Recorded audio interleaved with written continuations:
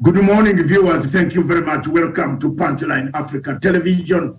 This show is Diplomatic Leaks, and I'm calling upon the people, the diplomats, the people of Somalia, the people of Mogadishu, the people of Badidoa, the people of Kismayo to take a look. Are we taking off or we are taking it down? Shall Somalia, we need to take off?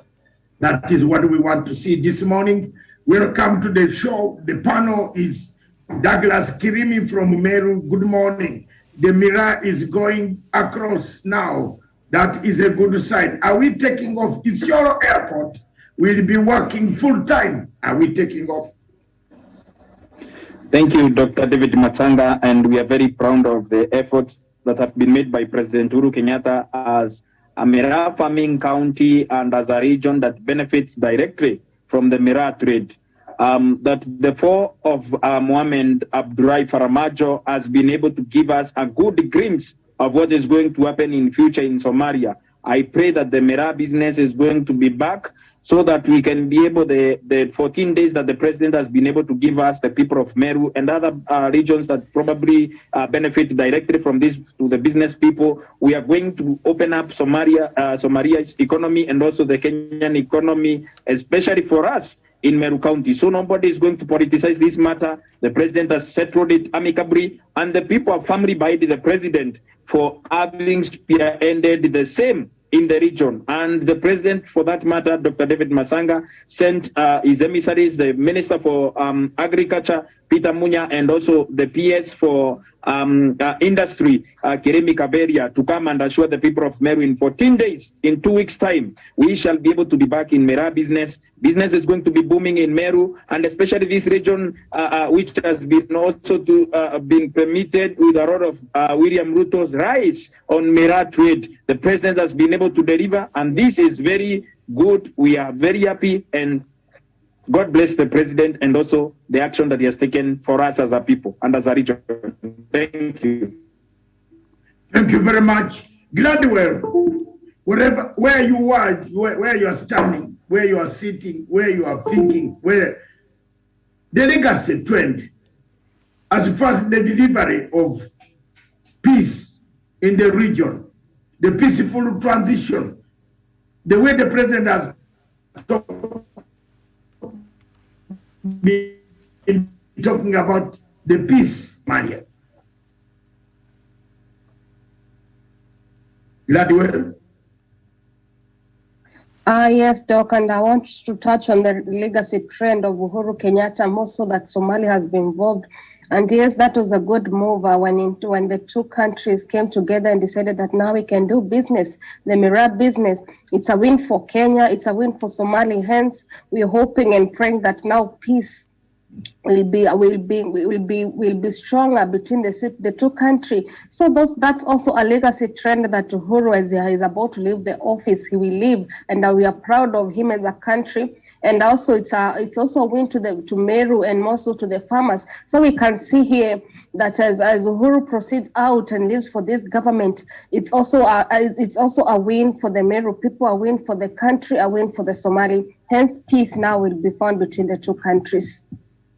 Back to you, Miriam. It looks Somalia, thank you very much, Gladwell. The trend of peace in the region, the trend of trade in the region.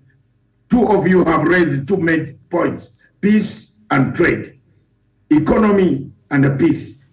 Peace works with economy. Economy works with peace. If there is no peace, you can't have the economy. You can't trade the Mira. Thank you very much. That's a legacy. One of the elements of the legacy of President Uhuru Kenyatta, as he leaves office in 3 months to come, he will leave a legacy of a peaceful Somalia, a Somalia that is coming back. But is that enough for us?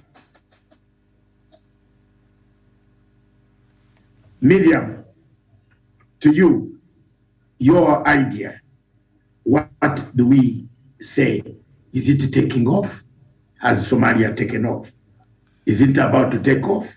With the new transition, the repeat of the man who was there before, who stabilized Somalia. Will he stabilize it? what are the facts that you have on the ground. Back to you in the studios in Nairobi.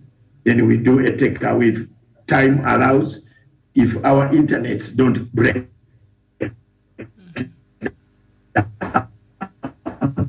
But there you are. Thank you. Very well. Thank you so much. And of course, you wanted me to do the takeaway first? No. I don't know. You can decide. I've handed it over to you in the studio now. Yes, and I'm trying to bring the facts, yeah? Okay. So Somali's President Hassan Sheikh Mohamud on 9th June, that is last Thursday, took the mantle of power for the second time, vowing to reconcile his country's divided political groups as well as relations with neighbors following years of bickering.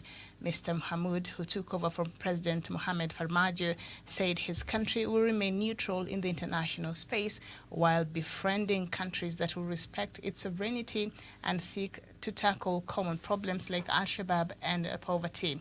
Mr. Mohamud indicated that reconciliation and peaceful coexistence is a priority for his government, addressing a gathering that included his predecessors Sheikh Sharif Ahmed and Mr. Farmajo, with whom they raised up hands to show unity. And he said, to achieve true reconciliation, we are going to address whatever is being felt. He stated, adding that that the talks with the breakaway region of Somaliland will be invigorated. And I think that is quite a pointer, even as we look at is Somalia taking off. And of course, this president it's not the first time him being president. He was the president between 2012 and 2017. And so he does understand well he's not a visitor in Villa Somalia. But for him now to say that Somaliland, because you know that is a very contentious issue, and that the talks with Somaliland will be invigorated. He's open to talk and hear these people out and what they want. But also, he also underscored the importance of having a good neighborliness with the neighbors around Somalia and the people that have been working together. So would we see perhaps a different approach? One, we do know we already have a point of contention with Somalia as we speak from that ruling by the International Court of Justice between Kenya and Somalia over the waters. And even after the ruling, nothing much has been happening in that part, in that contested area, in the maritime issue with Kenya and Somalia. So are we likely to see a different approach from this new government compared to what we've been seeing with the former President Farmajo? Yes, I think so. Are we together, Miriam? Yes, I can hear you. Okay, thank you very much, Miriam. I think there will be a shift of a paradigm shift from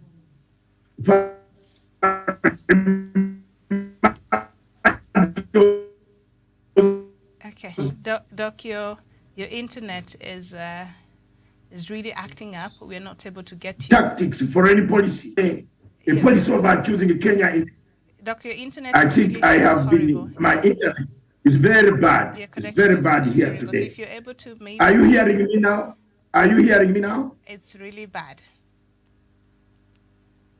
Okay. Yes. Given the situation as it is, the levels of your discussion, let them remain on the bad legacy, foreign policy versus a good foreign policy of this president. This president is one of those who made Kenya almost very good home for all Somalis. Majo made Kenya look funny for all Somalis. They were against Kenya. So I think your discussion should center on that. My internet is very bad. The services are really bad. I want you to focus on that. But maybe I can do a takeaway, Miriam. Then I leave you people to engage yourself. Okay. Yourselves amongst the three. Douglas is there, will speak on my behalf. And the legacy continues from there with what can be achieved. The infrastructure in the airport. This airport will be used. Is it Isiolo or Wanjiri? the new airport in, I think is in Wajir. That airport is going to be serviceable. And then planes will now be landing. We shall also be going to that place because people only want to go to Mombasa. But there is a lot of scenery to see in the northeastern. A lot of things, a good change of weather, a good change of things that you want to see. So this is my takeaway.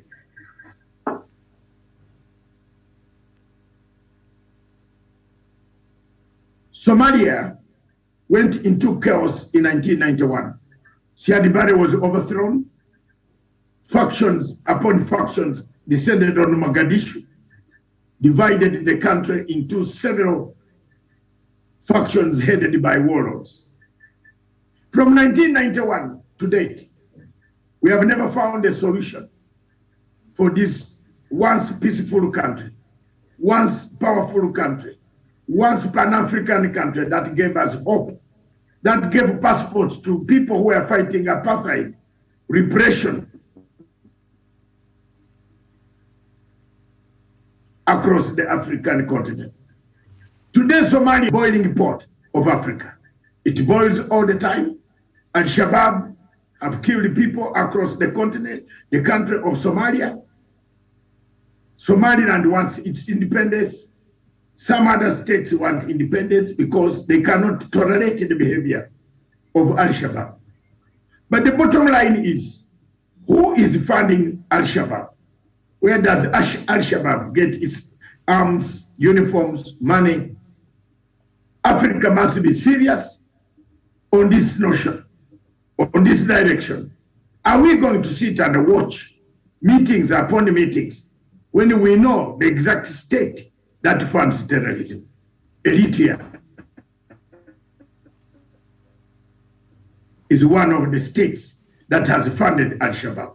Shall we sit and watch the uniforms that Al-Shabaab wear, which are new, that an African army does not have? Where do they get them? Time has come for us to name and shame the countries that have made Somalia not take off. With the Somalia take off, Hussein Mohammed, or whatever, Lada Robu, the Prime Minister,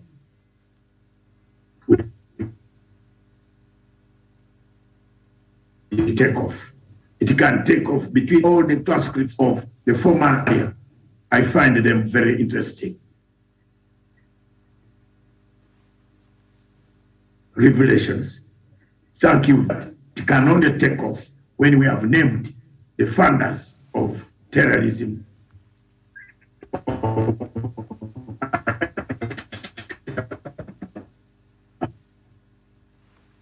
Doc, we're not able to get you now. Thank you. Yes. Back to you in the studio. We've missed a lot of what you said there the last couple of minutes because of the bad connection. So, yes. Okay. No. Well, that is... We apologize. That connection is not... Okay, thank you very much. Patching them together. The last ones can be Somalia can take off if we name the funders of terrorism. And the funders of terrorism are across. Thank you. Have you got me on that one?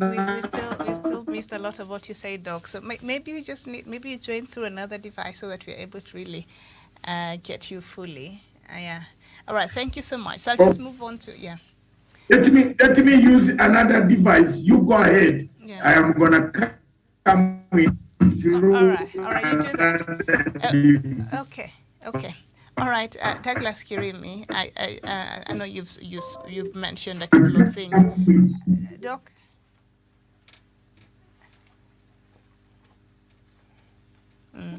Okay. I know you brought up the issue of the promise. One of the key things that we saw was that Somalia, and Kenya, perhaps the trade for Miraa, Kenya's Miraa, will be allowed to enter Somalia, and I think Somalia was to send its delegation, I think, is it this week or next week, so that they can iron out some couple of issues. So we can perhaps, is it, we just that example and the body language when we saw President Kenyatta. Of course, there were other presidents and other leaders from across Africa. We had Ethiopian Prime Minister Abiy Ahmed, we had Djibouti's president there, and others. But from the body language and how we saw them, or the photos that were shared, and it appears it was a bit warm and friendly. So perhaps it's this, and of course this new move of Miraa from Kenya entering Somalia, is this perhaps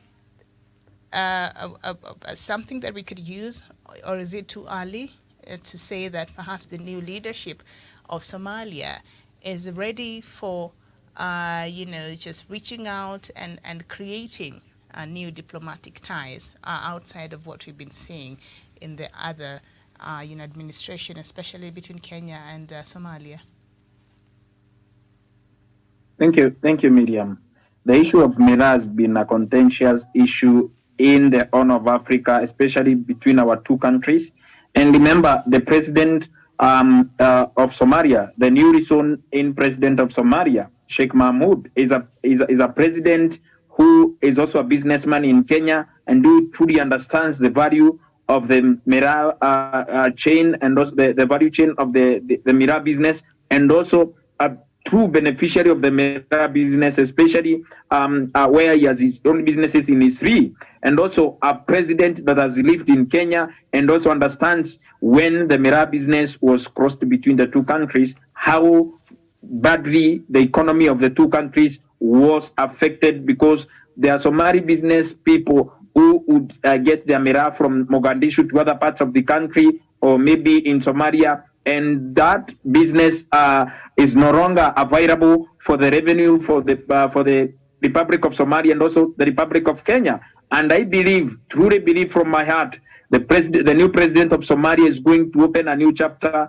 in relations, not only to Kenya, even across the globe. Is going to cut a new niche for them as a country, and also for the world powers to be able to engage the people of Somalia, and maybe resettle over 400,000 refugees who are actually holed up in our country, so that they can go back to their own country, build their economy, build their country. And this is what we have been advocating for, Miriam. I have heard so many people talk about how God has been able to deal with Farmajo, but Farmajo could have only been dealt with democratically, the way he was removed from power. And we even we were even shown pictures of Farmajo and President Sheikh Mahmoud handing power and having a good time in Villa, Somalia, and Farmajo had no issues, and he was democratically kicked out of office. And that is what we have been praying for, so that the people of Somalia can continue enjoying the benefits of being a democratic country and democratic republic,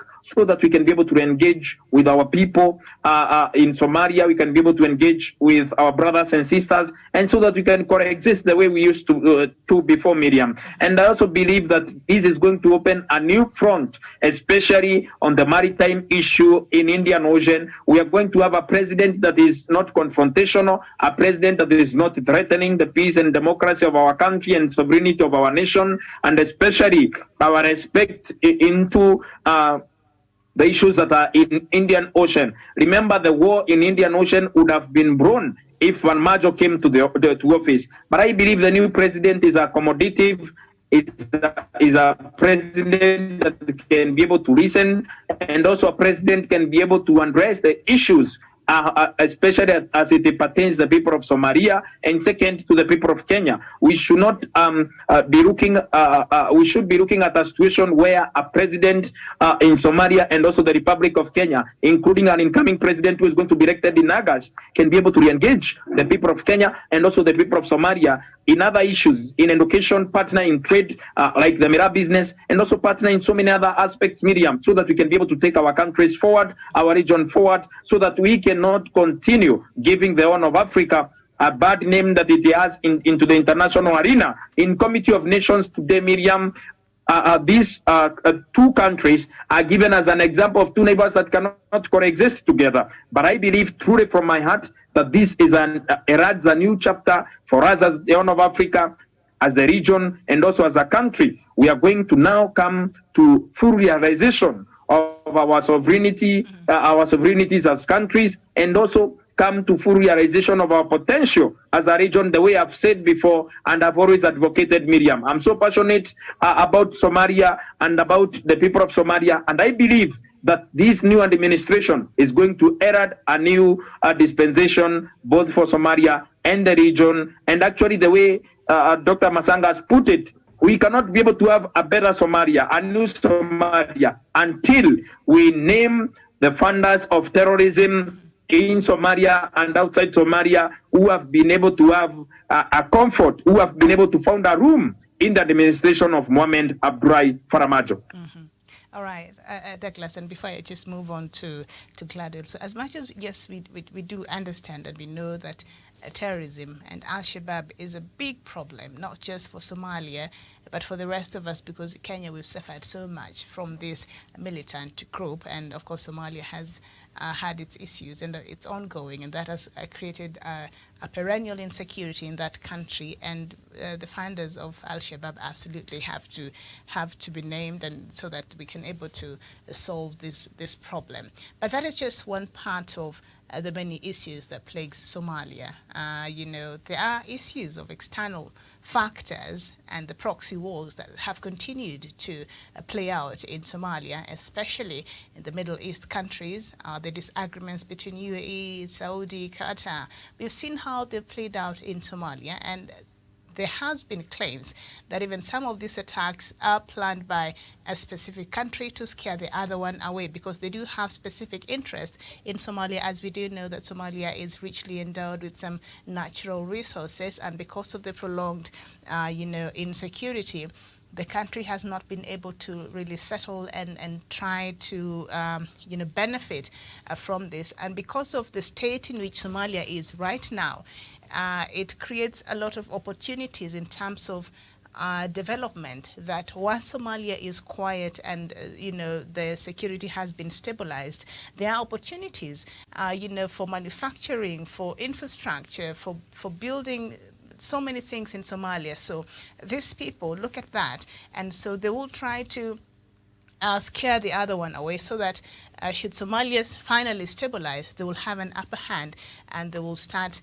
coming in and investing and building up and just taking advantage of the opportunities that are available. So as much as we do have the issue of Al-Shabaab that has to be addressed and see who are the funders, but also the external factors has everything to do a lot of times with the chaos and what we see at play in Somalia. So how would you like perhaps the new president, to handle the issue of external interference that is detrimental to Somalia?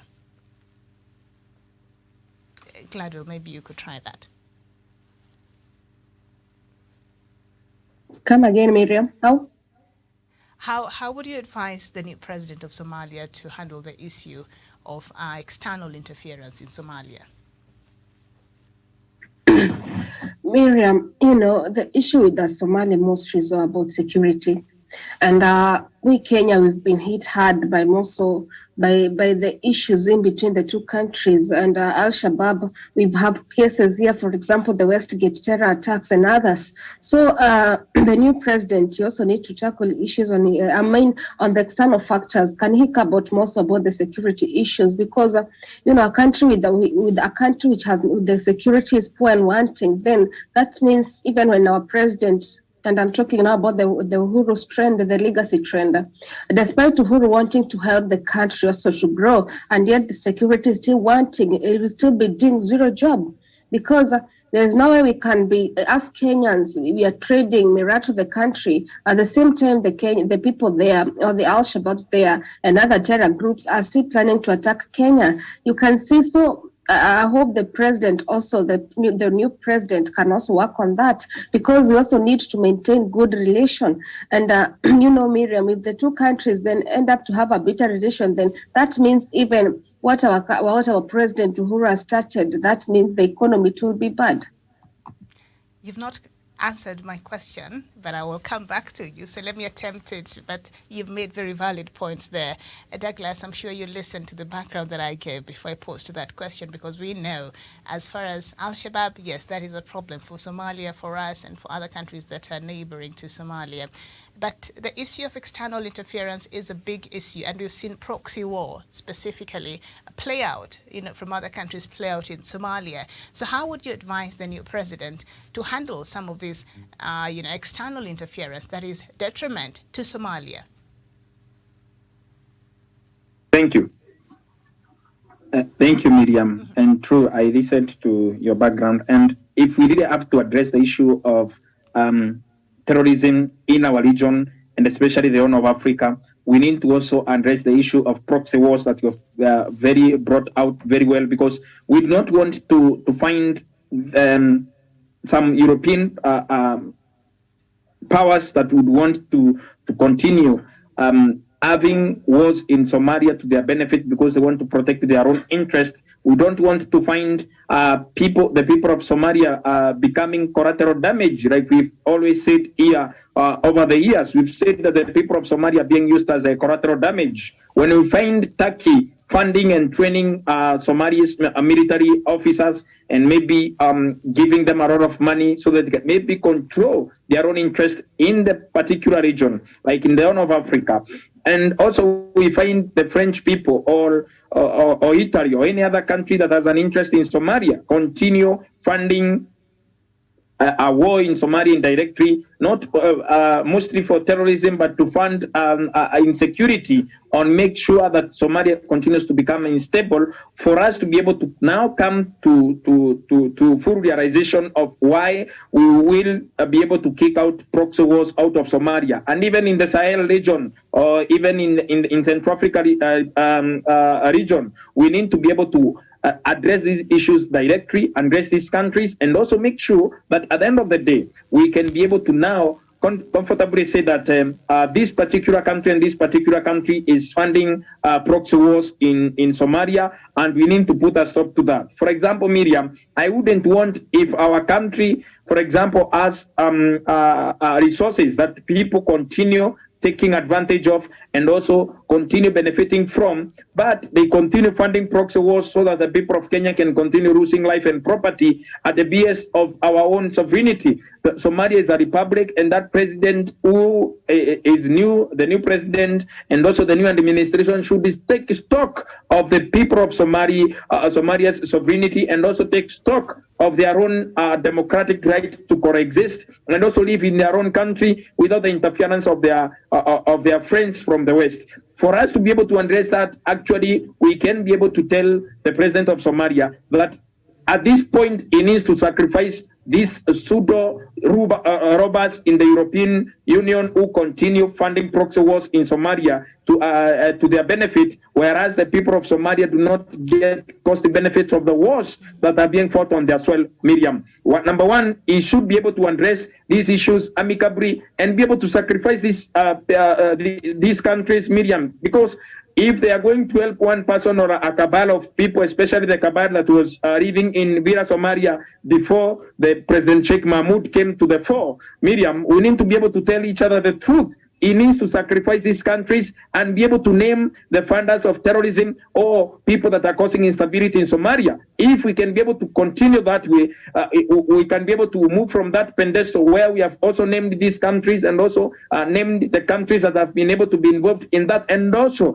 the region conspirators of the people of the West. There are people in the region, especially the president of Eritrea, who has continued, Miriam, to cooperate with Faramajo and his administration, and also the proxy wars people who are moving around and also making sure that there are countries that are cooperating with these cabals that have taken the people of Somalia hostage. We need to be able to address that and also be able to make it very clear to the neighbors of Somalia that we cannot continue entertaining a place where a country, a sovereign country like Somalia, has an external president like the president of Eritrea, who continues funding and also expanding his interest in Somalia. And also, for example, there's also the president of Uganda, as his own army protecting the elite guards of President Museveni. In the Republic of Somalia, who are guarding President Farmajo to continue his onslaught on the resources of the people of Somalia. And Miriam, if we do not address the regional players who continue helping or also aiding the proxy wars in Somalia, or maybe aiding the European countries or the Western countries that continue wreaking havoc and instability in Somalia, we cannot move forward. We need the president to the new president to be magnanimous enough, Miriam, to accept that he can be able to sort out these problems if he eliminates these problems in terms of their priority. Number one, name these countries that are funding proxy wars, and also name countries that are also cooperating with these leaders or countries that continue having an interest in Somalia. Because as long as Somalia is unstable, there is a country that is benefiting in terms of selling the sale of arms and also the sale of ammunition that is being used in these proxy wars. As long as Somalia continues becoming unstable, there are countries that continue benefiting from the same medium and also continue getting ahead and giving Somalia runs for reconstruction. And also reconstructing Somalia also means that the people of Somalia continue sinking in debts and debts. And for this to happen, Miriam, we need there are countries that need these proxy wars to continue happening in Somalia, so that the reconstruction does not end in one day. Miriam, I realized as I was doing my research some other time, I realized that there are countries that that their reconstruction debt surpasses their development debt or any debt that they can take as a country, because reconstruction is ongoing.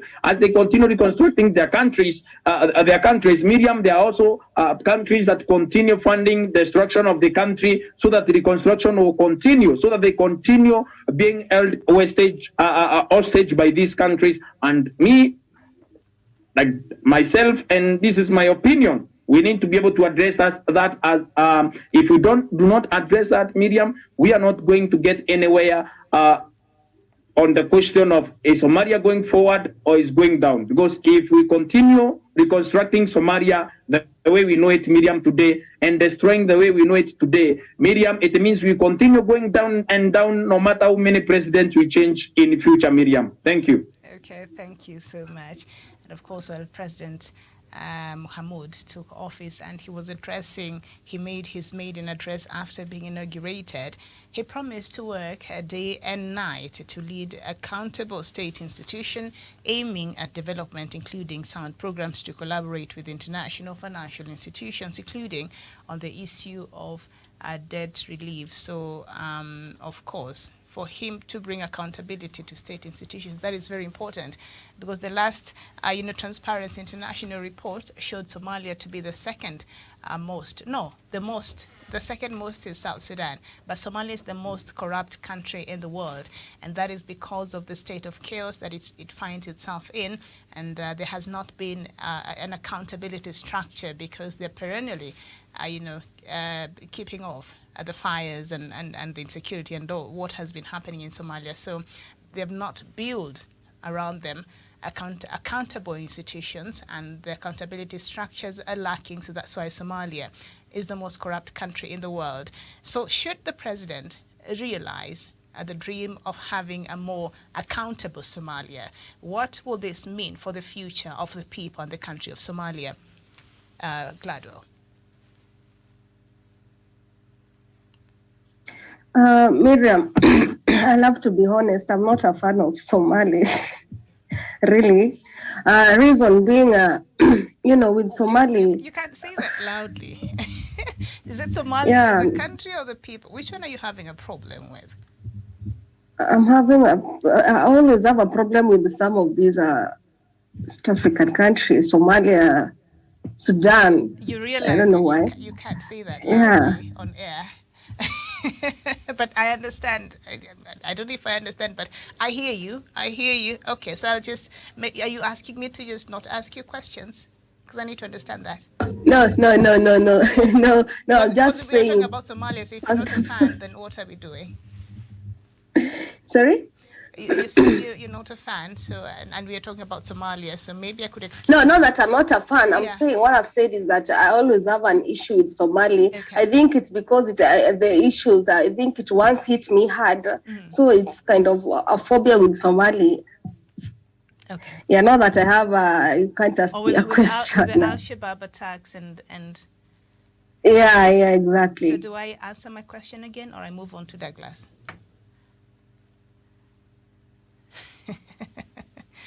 Okay.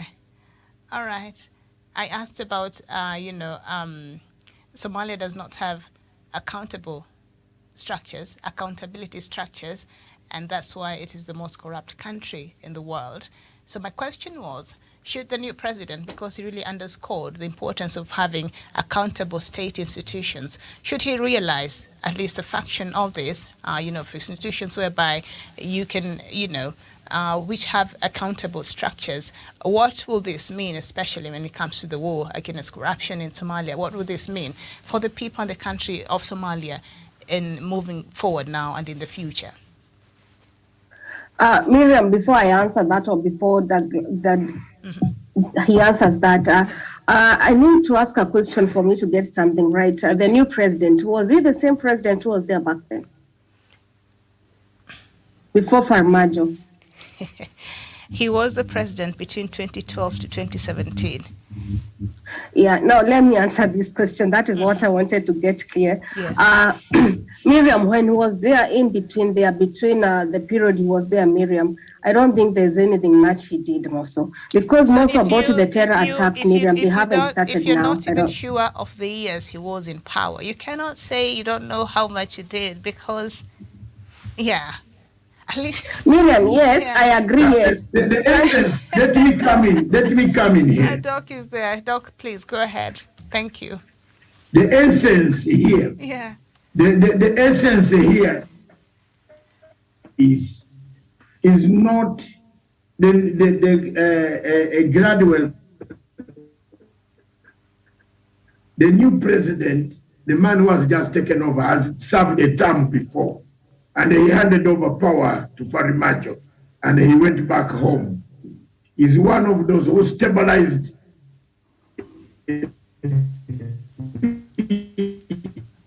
Somalia, allowed of Kenyan troops to, I think they entered Somalia under his guidance. That's what you should know. Towards IGAD and regional entities. Integration. He wanted the peace to be got by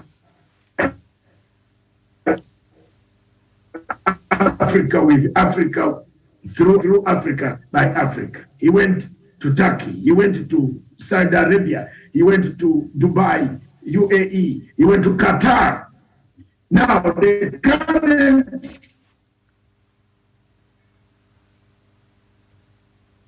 Doc, we are losing you. Maybe could man who has taken over power, wider. He has a base. He likes Kenya. He grew up in Kenya.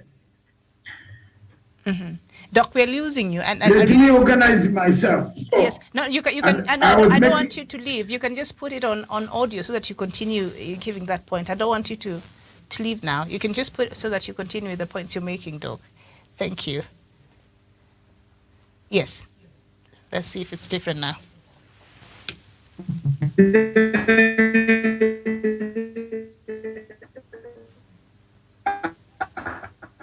Can you hear me properly now? This is a disaster for me. It is. This internet is very upsetting. Miriam. Yes.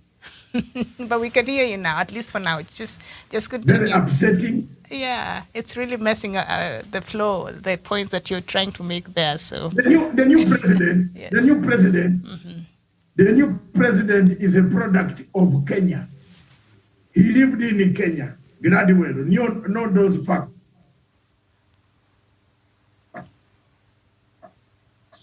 He lived in Kenya. When he took over power, he never wanted an aggressive foreign policy that eliminates Kenya and other regional powers within about Somalia. He wanted a solution to come from African Union and African unity as an African country. When Farimajo took over power, he shifted all this and started delivering peace in another way, or wanting peace to come his way. So that is the stark difference coming in to help you. Because you might have difficulties with Somalia. For us, we have been hammering Somalia. We hate them. They have also hit us. All of us have, if you have a building where they are very many you, with them coming, you move away. And I believe you have also done the same. Until you hear one talking Swahili, then you can now become very comfortable. So, Farimajo has made people very uncomfortable with his. At one time, he closed state.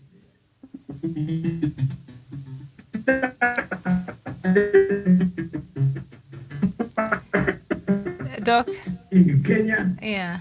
You know, if the other president was there, that is it. You continue now.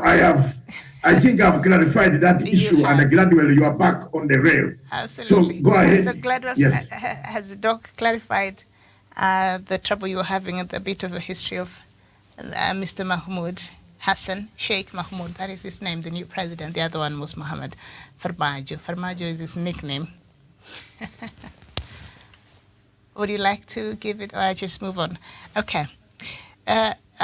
Douglas, are you there?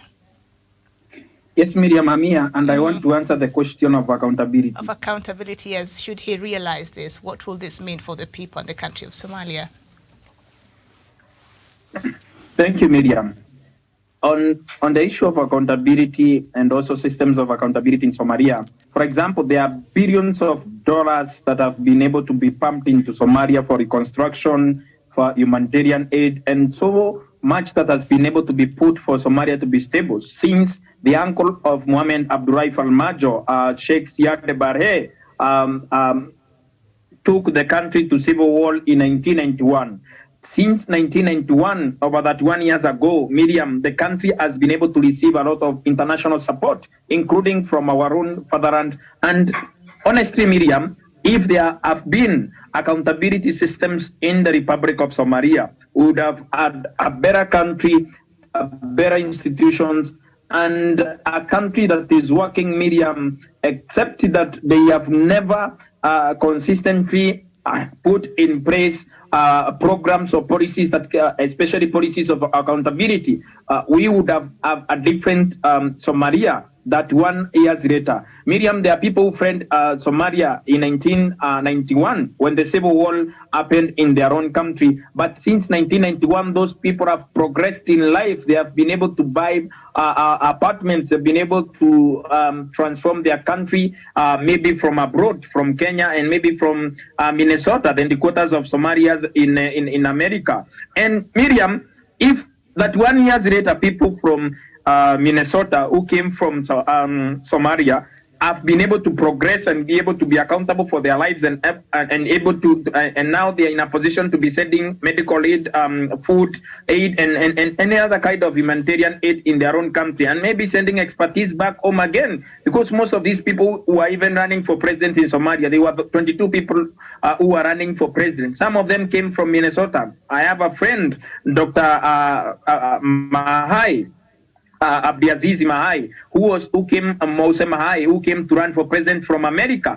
If there have been proper accountability systems, he would have come back to Somalia in less time than he came the other day to run for president. And I believe, Miriam, even other countries like Democratic Republic of Congo, South Sudan, and other countries that are embroidered in proxy wars. We need proper accountability systems in those countries. We need leaders to be accountable. We need, for example, we've always accused a minister and also a member of parliament in the former administration of Mohamed Abdullahi Faramajo of being as an Al-Shabaab sympathizer. If we had proper accountability systems, we would have arrested that person, and that person would have also reviewed the funders of Al-Shabaab. Why was he hiding in Villa, Somalia together with Mohamed Abdullahi Faramajo? And also, why would someone, Miriam, be in cabinet or maybe in parliament, and he is an Al-Shabaab sympathizer or a funder or a person that is receiving money on behalf of terrorists in Somalia? Miriam, we need proper accountability systems in Somalia so that the security forces in Somalia will not be inclined to one side of the political divide the way they have been before under the era of Mohamed Abdullahi Faramajo, where we can be able to now come and also have a national army that can be able to protect the integrity, the blood, and also the soil, the flag of their own country without fear and favor or all favor. And also where we can have a country that is working, where a president is accountable to the people that sent him to parliament, to state house, or members of parliament who are elected by the people to represent their interest, where humanitarian aid that has been sent to government can be accounted for, where we can be able to account for whatever resource that we have as a country. For example, Miriam, the well in Indian Ocean, the maritime resources in Indian Ocean were to be auctioned, and a few people in Somalia benefit without the people of Somalia. If there are no accountability systems, because there are no accountability systems in Somalia, if they are successfully auctioned those well blocks in Indian Ocean, that money would have added into the accounts of few individuals who would have not done anything for the people of Somalia rather than benefit themselves. But with the proper accountability systems, we would have a working Somalia, resources that can be able to benefit the people of Somalia, and a leader that is accountable to the people for the benefit of the people, for their country, and for their sovereignty to stand as a nation without the interference from the outside world. Miriam, thank you. Okay, thank you so much. Doc, you're still there? Okay, because I wanted to get his thoughts on what seems to be the new approach as far as Somalia's foreign policy is concerned, when President Mahmoud said that Somalia will remain neutral in the international space while befriending countries that will respect its sovereignty, and of course the ones that they have the common goals like fighting the Al-Shabaab. So him saying that Somalia will remain neutral, as I say, it could be one of of his foreign policy approach. I don't know, what do you think in what matters Somalia will decide to remain neutral, like in the case of maybe what is happening between Russia and Ukraine and things like that? And what do you think he means by this?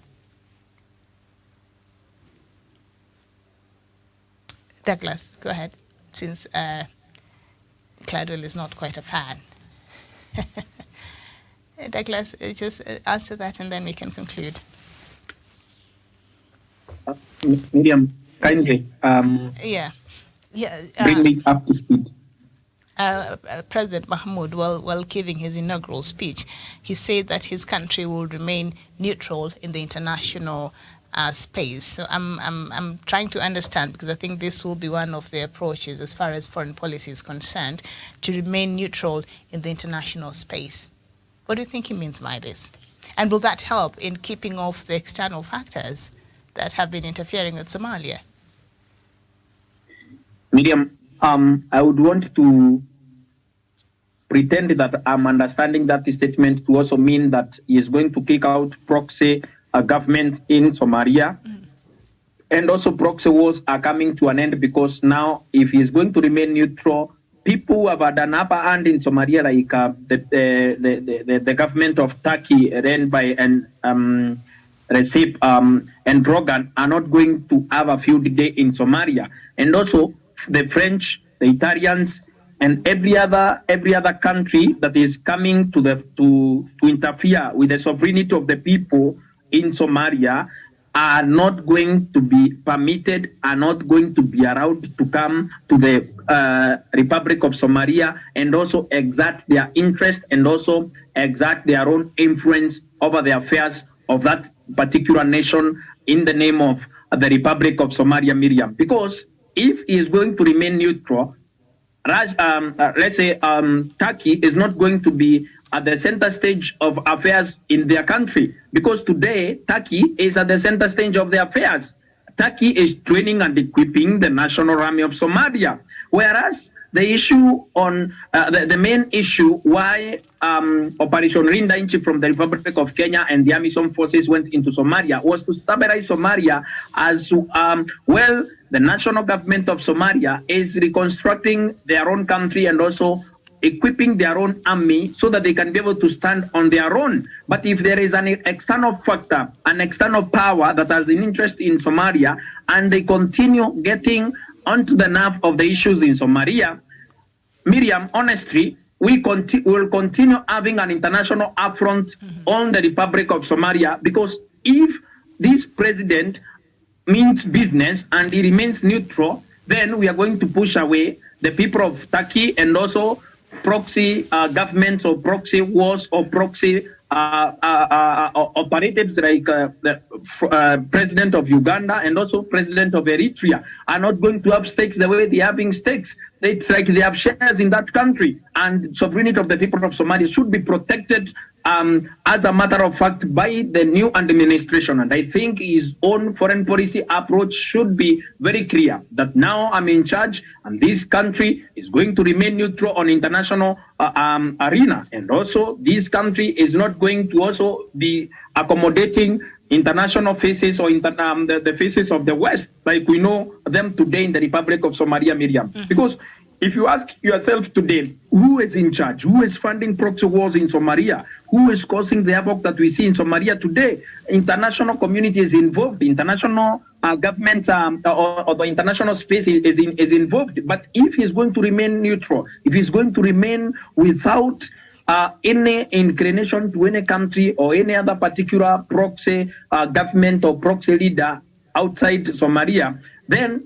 it means that this country is going to be on a path to true development and true stability the way we know it, and also peace, especially amongst its neighbors, Miriam. But if that neutrality means that he is going to continue working with the Turkey and also working with other proxy governments at the BS of their neighbors, the Republic of Kenya and others, Miriam, then it means the status quo remain. But I hope that President Sheikh Mahmoud meant what I'm trying to analyze and also what I'm trying to elaborate, that they are going to kick out the Americans, they're going to kick out the Britons, they're going to kick out the Germans, they're going to kick out the people of Netherlands who continue having an interest in Somalia through proxies, Miriam. But if at the end of the day, we do not have a new change, especially on that neutrality, because his neutrality means that he cannot have any inclination on any nation. He cannot be at the beck and call of the Turkish, the way Mohamed Abdullahi Faramajo and had given the Turkish people or the Turkish leaders and a few days on the people of Somalia. But for him, as a president, if he gives their country the new status of neutrality, like he calls it in his victory speech or in his inauguration speech, then I wish him the very best. And truly, Somalia is on their path to reconstruction and true development and true stability as a country and a big player in the honor of Africa, and especially in Africa, Miriam. Okay, thank you so much. And of course, the president, Mahmoud, that when he was being inaugurated on last week, he said that his inauguration is a specimen of democracy being reinstituted in Somalia, stressing that except when the country was for 21 years under the military rule, and that was between 1969 and 1991, Somalia has always been pro-democracy. And this got me thinking, are we likely perhaps to see that the next election, as it was supposed to be in this just concluded election, there was supposed to be for the first time in a very long time, direct elections, universal suffrage, where the people are the ones who are going to pick their leaders directly on the ballot. But that did not happen because of some prevailing factors. So that got me thinking, are we likely to see this? Because if he is really underscoring the importance of Somalia being a democratic state and stating that Somalia has always been pro-democracy, then one of the characteristics of a democratic state is the people being allowed to choose their own leader. So maybe we're likely to see an introduction of universal suffrage, maybe in the next elections, or he will prepare the country for that, because we know that was a bone of contention in the other elections, but that did not get to happen, like I said there earlier. Very well. So these are just some of the things that Somalia is facing right now that the new president perhaps will have to contend with even as we finish the show. Ongoing armed conflict, insecurity, lack of state protection, and recurring humanitarian crisis that has exposed Somali civilians to serious abuses. That is one. So he has to address the issue of security. And then there are an estimated 2.6 million internally displaced people, IDPs, many living unassisted and vulnerable to abuse. So that is also something that he has to contend with. And the United Nations Assistance Mission in Somalia, UNSOM, recorded a total of 1,154 civilian casualties by mid-November 2020, and that number has gone up, and 67% of this figure is due to indiscriminate and targeted attacks, the majority improvised explosive devices, attacks by the Islamist armed group Al-Shabaab. And of course, the issue of interclan and clanism, which is a huge factor in Somalia as a country. So interclan and intra-security force violence, often over control of land and revenge killings, that has led to civilian deaths, injuries, and displacements, as did sporadic military operations, including airstrikes against Al-Shabaab by Somali government forces, African Union mission in Somalia, AMISOM, troops and other foreign forces. But the issue of clanism and how to balance that has always been a very delicate matter for any head of state. So those are just a couple of very few things, but there are a myriad of other issues that the new president has to contend with. Thank you so much, Douglas Kirimi. Thank you, Gladwell Kirago, and of course Dr. Matanga, who had a bit of a problem with his connection this afternoon, so he did not get to clearly give his point. So hopefully next time it will be better. This has been Diplomatic Leaks, and we have been looking at Somalia as a time to take off, even as the incoming president took office on 9th of June, and he took over the mantle of power for the second time, and he vowed to reconcile the country's divided political groups as well as relations with neighbors following years of bickering, and we shall be here watching to see how this will pan out. Thank you so much for watching. My name is Miriam Mugutu. Have yourselves a good afternoon.